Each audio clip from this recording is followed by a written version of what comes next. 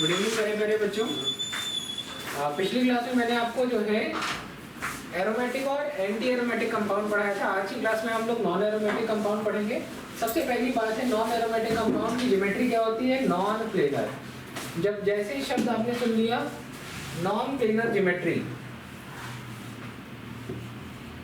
Non planar geometry, इसका मतलब इसकी जो हाइब्रिडाइजेशन होगी वो क्या होगी? sp3। क्या होगी? sp3। हेडिंग डालिए और यहाँ पर देखिए कुछ एग्जांपल लिखे हुए हैं, aromatic compound, anti aromatic compound और नॉन एरोमेटिक कंपाउंड। फिर इसके बाद आता है एरोमेटिक, फिर आते हैं एंटी एरोमेटिक। तो हाइब्रिडाइजेशन से ही डिसाइड होगा कि कंपाउंड क्या है, एरोमेटिक है कि नॉन एरोमेटिक है कि एंटी एरोमेटिक है। तो देखिए, और इसके बाद हम बात करेंगे स्टेबिलिटी की। सबसे ज़्यादा स्टेबिलिटी होती है एरोमेटिक की, फिर नॉन एरोमेटिक की, फिर एंटी एरोमेटिक की। This is the order of stability. Okay, ये यहाँ पर एग्जांपल है, देखिए ये है नैप्थलीन। नैप्थलीन में क्या है? फ्यूज्ड रिंग है, 10 पाई है। अच्छा, ये हकेल रूल को फॉलो कर रहा है, 4n+2 पाई। कौन सा रूल है? 4 ये क्या हो रहा है? 4 × n, मतलब 2 benzene ring, 4n+2 pi electron. देखिए 10 इलेक्ट्रॉन है कि नहीं? 4 दूनी 8, 2 10। ठीक है, this is biphenyl and this is also aromatic compound. Isolated ring हमें देखने को मिलती है। And this is tropylium ion and this is tropylium carbocation and it is also aromatic compound. लिखो,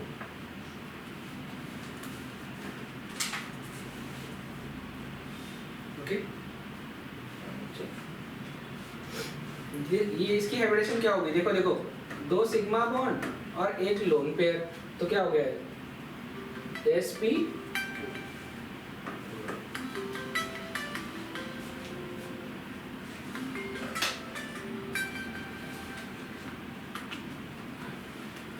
कौन सी हाइब्रिडेशन? sp2।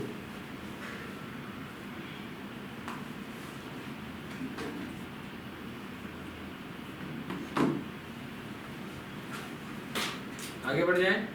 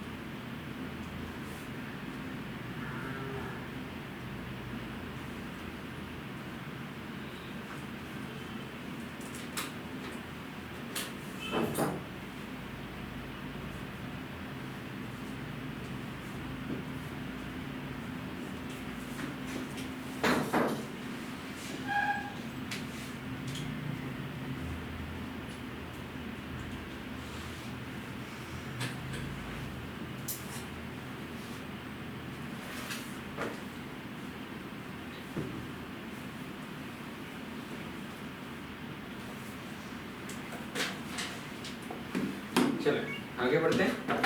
नोट हो गया? हेडिंग डालिए रेजोनेंस एनर्जी। और देखिए यहाँ पर क्या लिखा हुआ है कि position of upcoming group is decided bye. देखो कितनी अच्छी बात है, रेजोनेंस एनर्जी मत डालना हेडिंग, तुम्हारा काम तो वैसे ही हो गया। लिखा है कि position of upcoming group is decided by group already attached to benzene ring. अब यही से हम लोग पढ़ने जा रहे हैं डायरेक्टिव इन्फ्लुएंस के बारे में, जिसमें आपने सुना होगा ortho para director, meta director, ring activator, ring deactivator. ये सब शब्द जो आप सुने हैं, बस अब हम लोग वो पढ़ने जा रहे हैं। तो लिखिए कि पोजीशन ऑफ अपकमिंग ग्रुप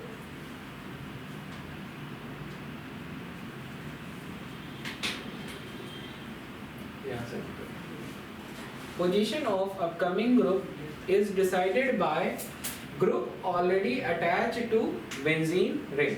बस अब इसके तुरंत बाद एक नई हेडिंग है and the heading is directive influence of done attach to benzene ring. चलो position of upcoming group is influenced by group present on benzene ring। जैसे ये ना, यहाँ पर देखिए क्या लिखा हुआ है, directive influence of group on mono substituted benzene. Mono substituted benzene का मतलब क्या है, ये है बेंजीन रिंग और बेंजीन रिंग में हर जगह हाइड्रोजन लगा होगा।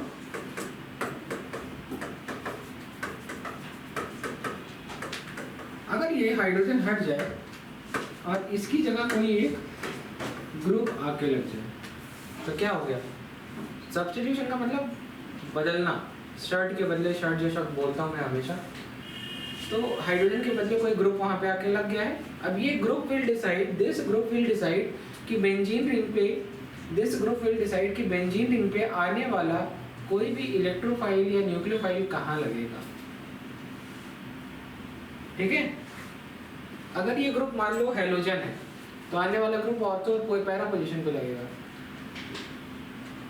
अगर ये प्लस आई प्लस आर है ऑर्थो पैरा डायरेक्टर है, अगर माइनस आई माइनस आर है तो मेटा पोजीशन पे लगेगा। वही मैं आपको पढ़ाने जा रहा हूँ। ये समझ में आ गया मोनो सब्स्टिट्यूटेड शब्द का क्या मतलब है। तो देखो directive influence of function group in mono substituted benzene. देखिएगा ये है फिनॉल, क्या है फिनॉल।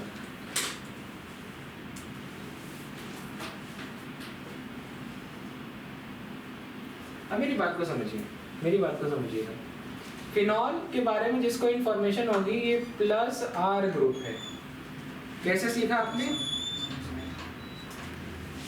कैसे आपने सीखा, लोन पेयर है और अपने से कम इलेक्ट्रोनेगेटिव से लगा है और ये माइनस आई है क्योंकि ये फंक्शनल ग्रुप है। तो ज्यादा इन्फ्लुएंस इसका है प्लस आर पावर का। तो ये क्या होगा, ऑर्थो पैरा डायरेक्टर। क्या होगा, ऑर्थो एंड पैरा डायरेक्टर।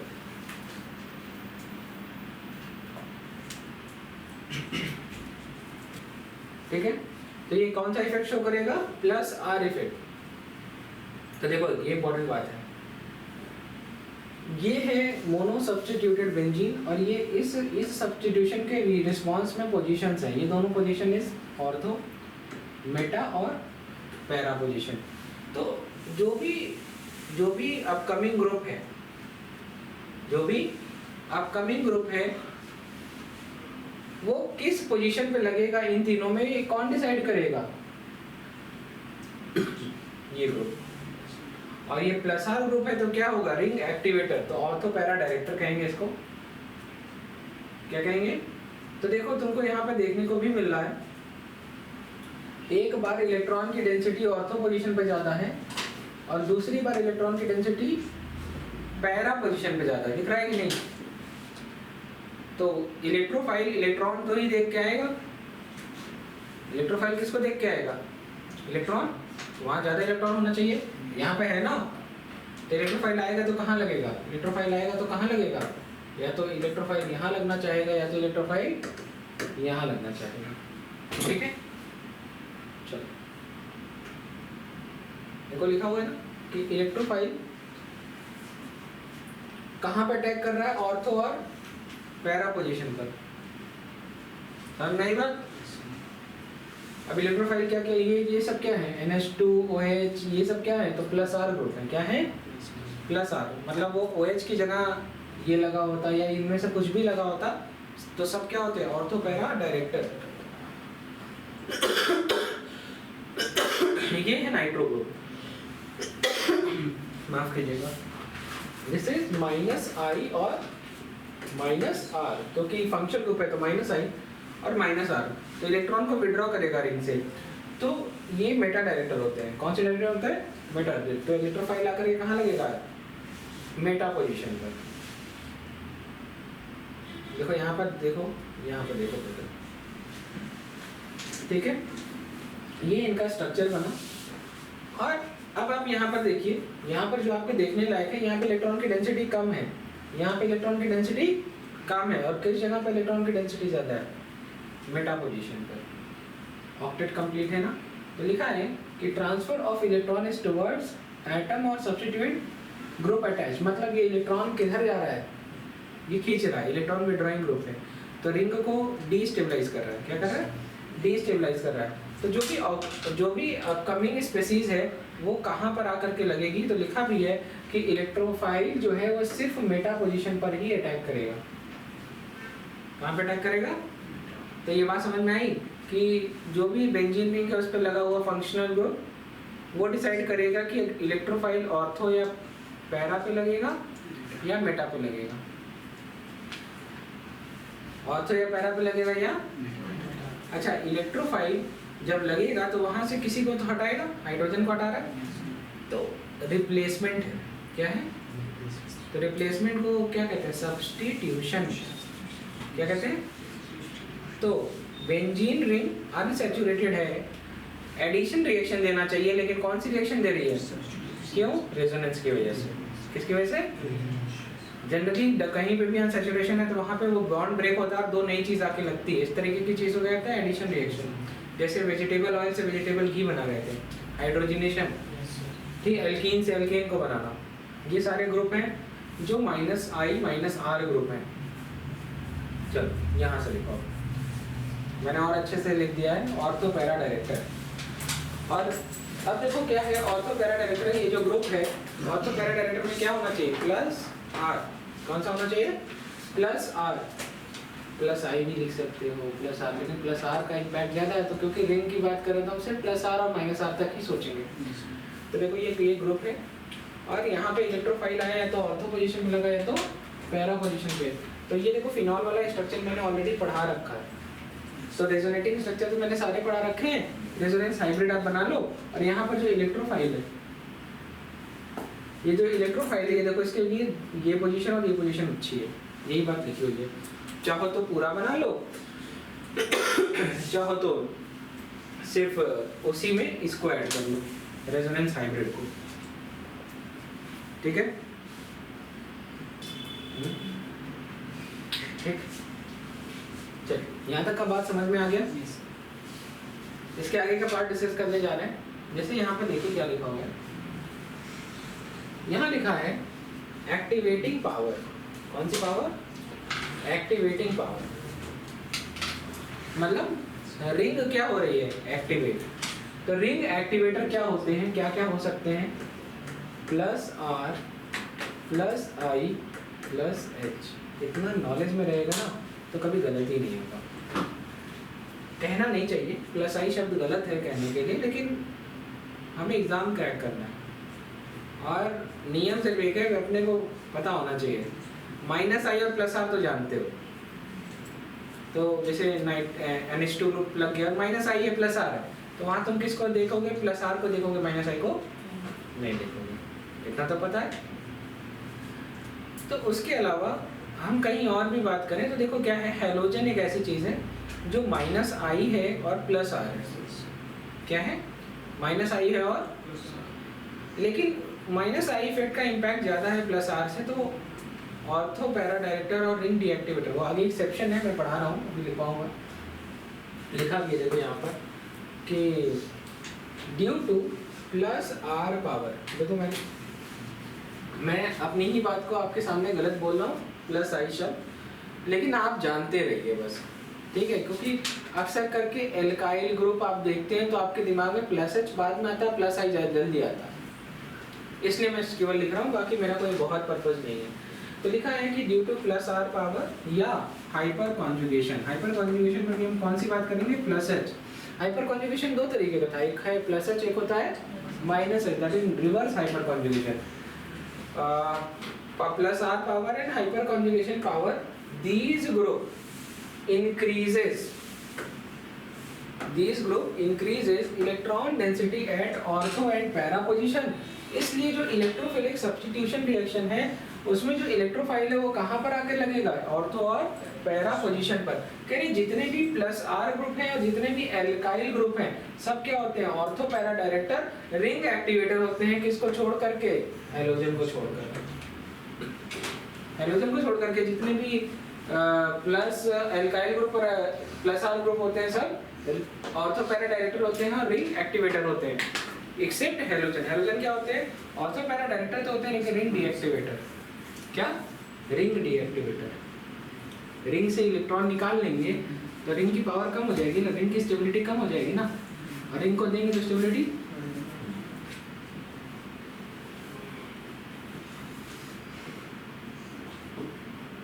क्या हाल है सुनील, पढ़ाई हो रही है?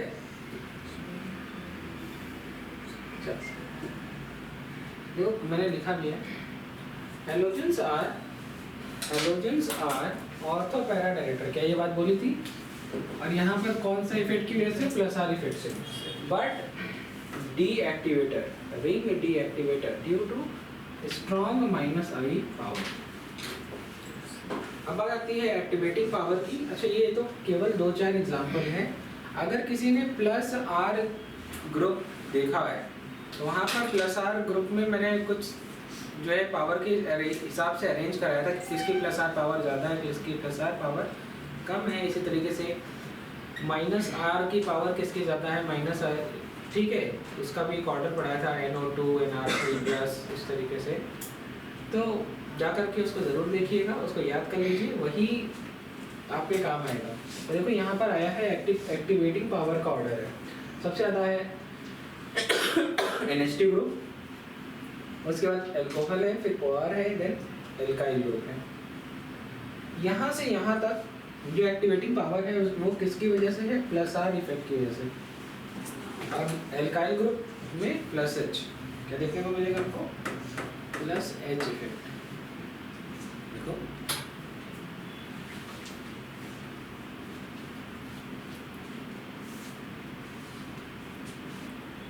चलिए हेडिंग डालिए, मेटा डायरेक्टर्स। क्या हेडिंग डालेंगे, मेटा डायरेक्टर।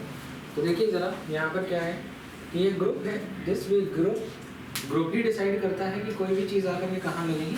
तो कहाँ पर आकर के लगा, मेटा पोजीशन पे। कौन सा पोजीशन पे, मेटा पोजीशन पे। तो देखिए ये नाइट्रो वाला एग्जाम्पल क्या मैंने आपको पढ़ाया था, देखिए ये वाला एग्जाम्पल पढ़ाया था ना अभी कुछ देर पहले। मेटा डायरेक्टर बनाया था आप लोगों ने, डायग्राम स्ट्रक्चर बनाया था, मेटा डायरेक्टर वाला स्ट्रक्चर बनाया था कि फिनॉल वाला ही बनाया है? ये नहीं बनाया था, टाइम नहीं मिला था, लिखना चाहिए था फटाफट।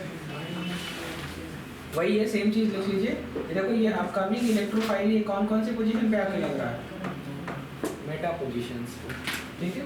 तो लिखा है due to DF minus R power. इसके अलावा एक शब्द और लिखा हुआ है, रिवर्स हाइपर कॉन्जुगेशन। क्या आपको मैंने CH3 का एग्जांपल बनाया था, रिवर्स हाइपर कॉन्जुगेशन पढ़ा था सर? नोट्स खोलिए, पीछे पलटिए, रिवर्स हाइपर कॉन्जुगेशन में मैंने यही स्ट्रक्चर बनवाया है।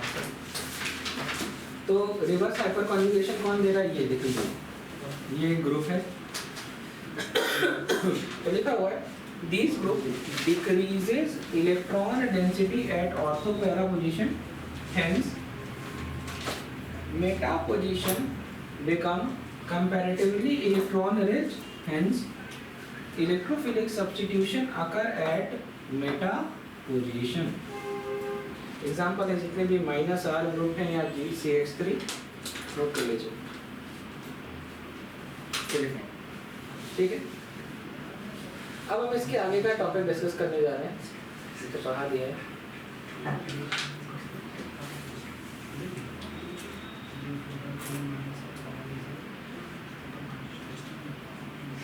देखिए डीएक्टिवेटिंग पावर,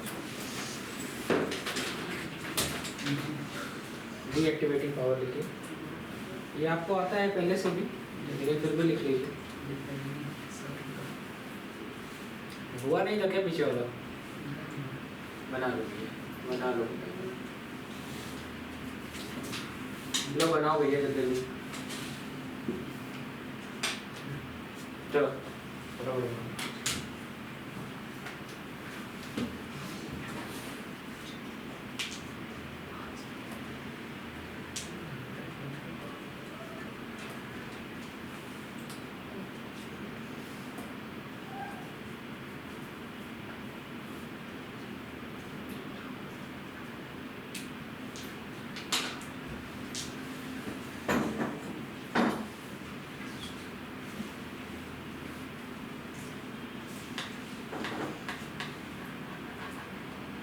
बन गया?